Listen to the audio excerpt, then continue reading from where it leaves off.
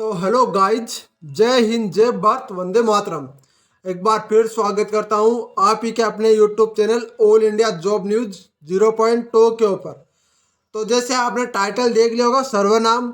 सर्वनाम को आज हम कंप्लीट करने वाले हैं। सीआरपीएफ ट्रेड्समैन और बीएसएफ ट्रेड्समैन हो चाहे एसएसबी ट्रेड्समैन हो, सभी कंपटीशन एग्जाम, जीडी हो, एसएससी जीडी, सब में ये संज्ञा का महत्वपूर्ण टॉपिक होता है, हिंदी का सर्वनाम और संज्ञा। तो संज्ञा हमने कल कर ली थी और अब हम बात कर रहे हैं सर्वनाम की। जिसने अभी तक संज्ञा का टॉपिक नहीं देखा वो संज्ञा का टॉपिक जरूर देख ले। हमारे चैनल की में जाइए और चैनल में संज्ञा का टॉपिक कल का ही डला हुआ हो, उस वीडियो को जरूर देखें। एक वीडियो में आपको मैं संज्ञा का टॉपिक करा रहा हूँ, एक वीडियो में सर्वनाम का टॉपिक करा रहा हूँ, वो भी मात्र 15 से 20 मिनट में।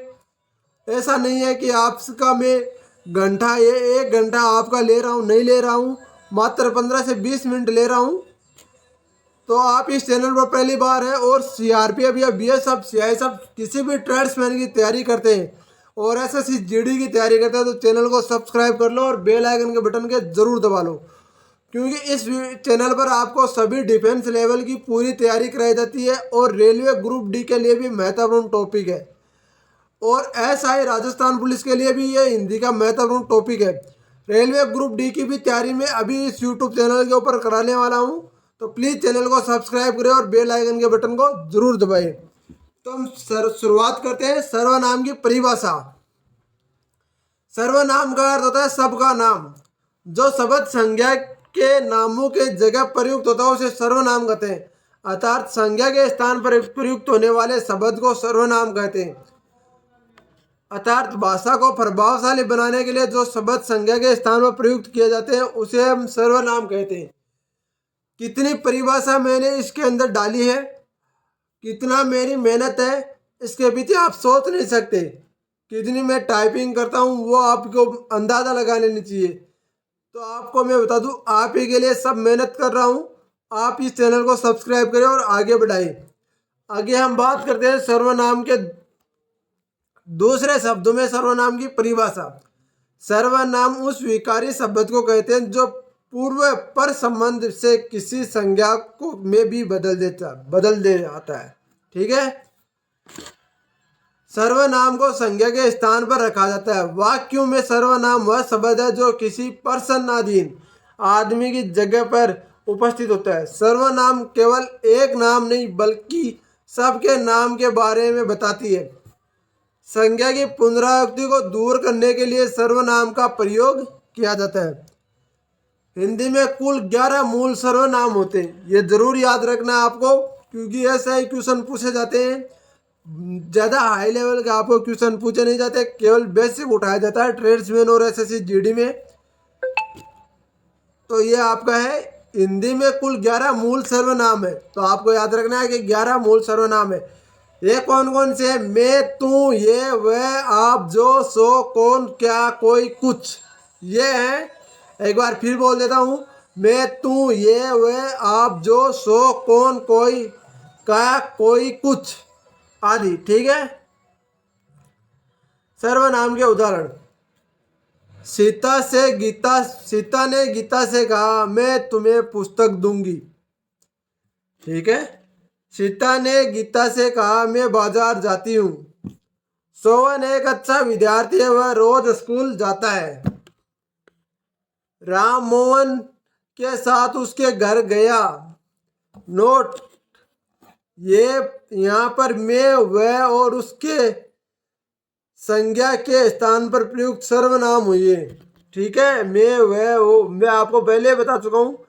अब हम बात करते हैं सर्वनाम के भेद। तो सर्वनाम के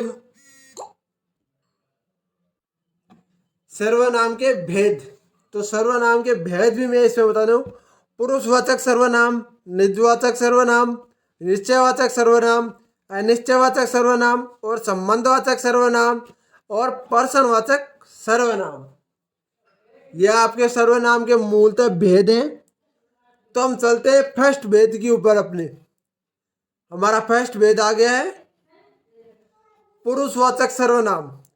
पुरुषवाचक सर्वनाम की परिभाषा। जिन सर्वनाम शब्दों का प्रयोग वक्ता द्वारा खुद के लिए या दूसरों के लिए किया जाता हो उसे पुरुषवाचक सर्वनाम कहते हैं। जैसे मैं, हम वक्ता द्वारा खुद किया जाता है। तुम, आप सुनने वाले के लिए। ये, वह, ये, वे किसी और के बारे में बात करने के लिए। दूसरे शब्दों में आपको मैंने दो दो परिभाषा डाली है इसमें अंदर, पूरी आपके लिए आप सोच नहीं सकते कितना कंटेंट बढ़िया उपलब्ध करा रहा हूँ। तो प्लीज चैनल को सब्सक्राइब करो और बेल आइकन के बटन को जरूर दबाएं। जिन शब्दों से व्यक्ति का बोध होता है उन्हें पुरुषवाचक सर्वनाम कहते हैं। इनका प्रयोग व्यक्तिवाचक संज्ञा की जगह पर किया जाता है। इसका प्रयोग स्त्री और पुरुष दोनों के लिए किया जाता है।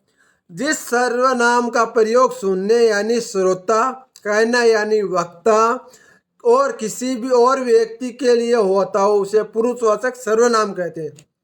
पुरुषवाचक सर्वनाम के उदाहरण देख लो। मैं फिल्म देखने चाहता हूँ। ठीक है, मैं फिल्म देखना चाहता हूँ, इसमें मैं एक सर्वनाम है। मैं अपने घर जाना चाहती हूँ, इसमें भी एक सर्वनाम है। आप कहते तो ठीक होगा, कहते हो तो ठीक होगा आप। तुम जब तक आए तब तक वह चला गया। आजकल आप कहाँ रहते हैं, वह पढ़ने में बहुत तेज है। पुरुषवाचक सर्वनाम के भेद। पुरुषवाचक सर्वनाम के मूलतः तीन भेद होते हैं: उत्तम पुरुषवाचक, मध्यम पुरुषवाचक, अन्य पुरुषवाचक। अब इनकी परिभाषा पढ़ लेते हैं। जिन शब्दों का प्रयोग कहने वाला खुद को प्रकट करने के लिए करता है उसे पुरुषवाचक सर्वनाम कहते हैं। अर्थात जिन शब्दों का प्रयोग बोलने वाला खुद के लिए करता हो उसे उत्तम पुरुषवाचक सर्वनाम कहते हैं। जैसे मैं, हमारा, हम, मुझको, हमारी, मैंने, मेरा, मुझे आदि। उदाहरण: मैं स्कूल जाऊंगा, हम मतदान नहीं करेंगे। अब होता है मध्यम पुरुषवाचक सर्वनाम। जिन शब्दों को सुनने वाले के लिए प्रयोग किया जाता है उसे मध्यम पुरुषवाचक सर्वनाम कहते हैं। अर्थात जिन शब्दों का प्रयोग बोलने वाला यानी वक्ता, सुनने वाला यानी श्रोता के लिए प्रयोग करता हो उसे मध्यम पुरुषवाचक सर्वनाम कहते हैं। जैसे तू, हम, तुम, आप, तुम्हारे, तुमने, आपने आदि। उदाहरणार्थ: तुमने गृह कार्य नहीं किया है, तुम सो जाओ। अन्य पुरुषवाचक सर्वनाम। जो व्यक्ति उपस्थित नहीं होता वह वक्ता या श्रोता के लिए अन्य व्यक्ति होता हो। जिन शब्दों का प्रयोग अन्य व्यक्ति के लिए किया जाए वे सभी अन्य पुरुषवाचक सर्वनाम होते हैं। अर्थात जिन शब्दों का प्रयोग बोलने वाला, सुनने वाले के अलावा जिसके लिए करता हो अन्य पुरुषवाचक सर्वनाम कहते हैं। इनमें व्यक्तिवाचक सर्वनाम के उदाहरण भी शामिल हैं। जैसे वह, ये, वह, इनका, इन्हें, उन्हें, उन्होंने, इनसे, उनसे। उदाहरणार्थ: मैं मैच नहीं खेलेंगे, वे मैच नहीं खेलेंगे यानी कि वे। आप भी नहीं हो, आप मेरे को सुन रहे हो और मैं आपसे बोल रहा हूँ, आप नहीं, क्यों? वो तीसरा जो हमारे पास भी नहीं है।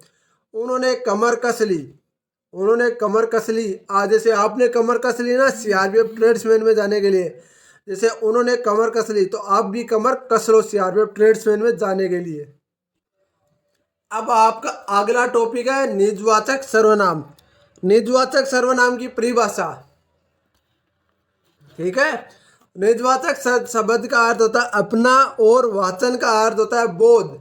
अपनेपन का बोध कराने वाले शब्दों को निजवाचक सर्वनाम कहते हैं। अर्थात जिन सर्वनामों का प्रयोग कर्ता के साथ अपनेपन का बोध करने के लिए किया जाता है उसे निजवाचक सर्वनाम कहते हैं। जहाँ पर वक्ता अपने या अपने आप शब्द का प्रयोग करता हो उन्हें निजवाचक सर्वनाम कहते हैं। जैसे हमें, तुम, अपने आप, निजी, खुद, स्वयं आदि।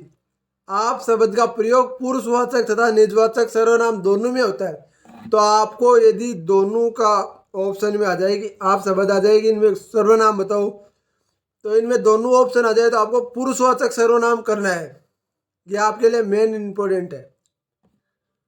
जहां आप शब्द का प्रयोग श्रोता के लिए हो वहां पर आदर सूचक मध्यम पुरुषवाचक होता है, और जहां आप शब्द का प्रयोग अपने लिए हो वह निजवाचक सर्वनाम होता है। निजवाचक सर्वनाम के उदाहरण: मैं अपने कपड़े स्वयं धो लूंगा, मैं वहां अपने आप चला जाऊंगा, मैं खुद कुछ नहीं कर सकता, मुझे सहायता चाहिए। ईश्वर भी उन्हीं का साथ देता है जो अपनी मदद स्वयं करते हैं। मुझे अपने से कुछ भी नहीं करने का मन नहीं करता, उसे अपना काम खुद करने दो, वह गया तो अपने आप आएगा। अगर तुम्हें खाना खाना है तो अपने आप बना लो, असलियत पता चलने पर वह अपने आप चला जाएगा। रोहन ने अपना काम पूरा पूरा काम अपने आप करता है। तुम्हें अपने आप खाना बनाना चाहिए। सफलता पाने के लिए तुम स्वयं कठोर परिश्रम करना पड़ेगा। उन्होंने मुझसे यहाँ रहने को कहा लेकिन खुद यहाँ से चले गए। जब तक मैं तुम्हें खुद निश्चित नहीं करोगे तब तक ऐसा संभव नहीं होगा। तो आपका अगला सर्वनाम है निश्चयवाचक सर्वनाम। निश्चयवाचक सर्वनाम की परिभाषा और पूरा डिटेल से देखने के लिए इस वीडियो को पूरा देखें और स्किप बिल्कुल भी ना करें। यदि बीच में आप स्किप करोगे तो आपके कुछ समझ में नहीं आएगा। पूरा देखो आप वीडियो को, पूरा स्किप बिल्कुल भी ना करो। यदि जितना मैं पढ़ाऊंगा उनसे हिंदी का एक भी क्वेश्चन बाहर आ जाए, सीआरपीएफ ट्रेड्समैन, एसएसबी ट्रेड्समैन या बीएसएफ ट्रेड्समैन, किसी भी ट्रेड्समैन और एसएससी जीडी में, तो मेरे चैनल को अनसब्सक्राइब कर देना और कमेंट में ऐसे ऐसे शब्द बोलना जिसे आप सुनने पर किसी को सुनने के लायक नहीं हो। तो प्लीज़ आप इस चैनल पर बने रहे, चैनल पर विश्वास जरूर बनाए रखें। विश्वास आपको वहाँ तक पहुँचा सकता है जहाँ तक आप सोच नहीं सकते। तो प्लीज़ आप चैनल पर विश्वास बनाए रखें। तो निश्चयवाचक सर्वनाम। तो निश्चयवाचक सर्वनाम है जिन शब्दों से किसी व्यक्ति, वस्तु अथवा घटना की ओर निश्चयात्मक रूप से संकेत करे और उसे निश्चयवाचक सर्वनाम कहते हैं। इसे संकेतवाचक सर्वनाम भी कहते हैं। ये भी ध्यान रखना, आप इसको संकेतवाचक सर्वनाम के भी नाम से जाना जा सकता है। ऐसा क्वेश्चन भी आ सकता है कि निश्चयवाचक सर्वनाम का दूसरा नाम बताओ, तो आपको देना है संकेतवाचक सर्वनाम। इनमें आते हैं ये, वह, वे, ये आदि को निश्चित रूप से बोध कराते हैं। जैसे ये वह मेरा गांव है, ये मेरी पुस्तक है, ये सेब है, ये रानी है, तुम राम हो, तुम शिव भगवान हो, तुम ये हो, ये हो। ये सब आपके निश्चयवाचक सर्वनाम, एक निश्चित शब्द, निश्चित हो। जैसे कि अब ये एक पोस्ट सीआरपीएफ की जो मेरा वीडियो देख रहा है उस प्रत्येक बंदे के लिए एक एक पोस्ट है। ये एक निश्चितवाचक सर्वनाम के अंदर आता है। इसमें वह, ये आदि शब्द का निश्चित रूप से की ओर संकेत करते। निश्चयवाचक सर्वनाम के प्रकार: निकटवर्ती निश्चयवाचक सर्वनाम, दूरवर्ती निश्चयवाचक सर्वनाम। दो प्रकार के होते हैं। निकटवर्ती निश्चयवाचक सर्वनाम, जो शब्द निकट हो या पास वाली वस्तु का निश्चित रूप से बोध कराते हैं उन्हें निकटवर्ती निश्चयवाचक सर्वनाम भी कहते हैं। जैसे ये मेरी पुस्तक है, ये मुझे बहुत पसंद है। इसमें ये और ये निकट वाली पुस्तक बोध करा रही है।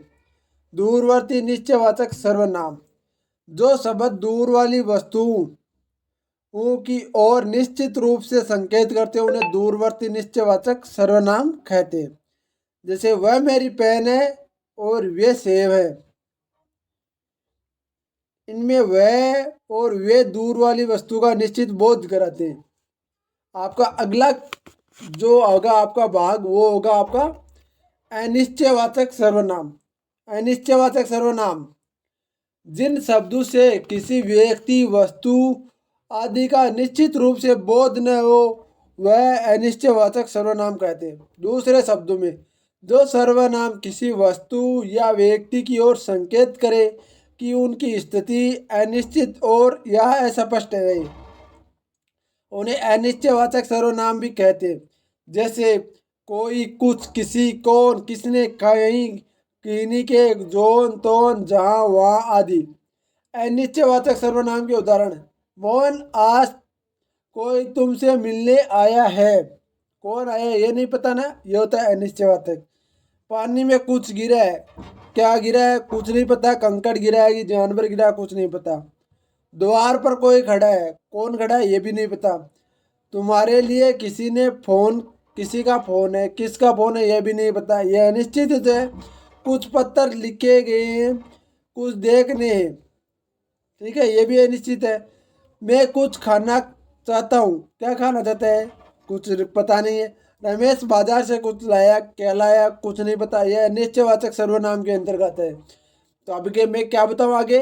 मुझे कौन खाता है, मुझे कुछ खाना है, मेरे खाने में कुछ गिर गया है, मुझे बाजार से कुछ लाना है, कोई आ रहा है, मुझे कोई नज़र आ रहा है, मुझे किसी की आवाज़ सुनाई दे रही है, मैं कुछ फल लाया हूँ, ये सब अनिश्चयवाचक सर्वनाम के उदाहरण हैं। अगला आपका संबंधवाचक सर्वनाम। तो संबंधवाचक सर्वनाम जिन शब्दों के परस्पर संबंध का पता चले उसे संबंधवाचक सर्वनाम कहते हैं।